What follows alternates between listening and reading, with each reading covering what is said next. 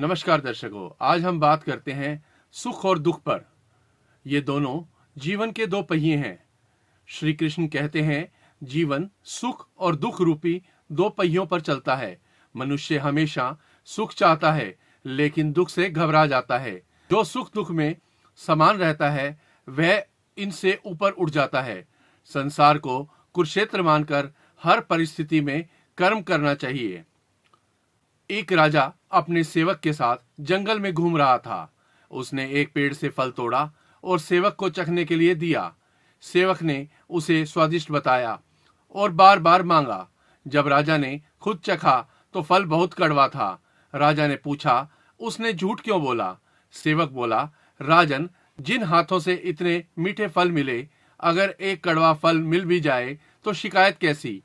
राजा मुस्कुराया और उसे गले लगा लिया। इसी प्रकार भगवान हमें सुख देते हैं तो कभी दुख भी देते हैं।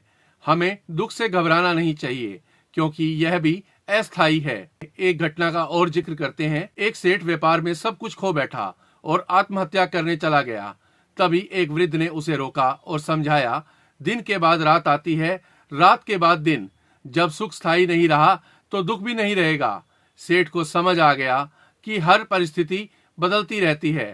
इसी प्रकार कुछ सैनिक युद्ध में भटक गए। एक साधु ने उन्हें मुट्ठी भर पत्थर उठाने को कहा।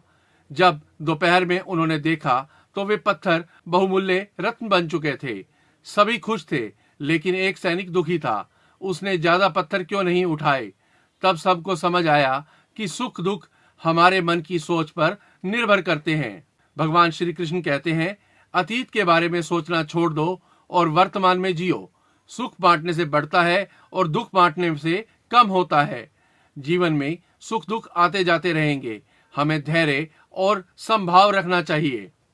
यदि जीवन में खुश रहना चाहते हो तो पैसे को जेब में रखना, दिमाग में नहीं। दर्शकों, आपको ये वीडियो कैसा लगा? अगर आपको ये वीडियो पसंद आया हो तो इसे शेयर कीजिए, लाइक कीजिए और हमारे चैनल को सब्सक्राइब कीजिए।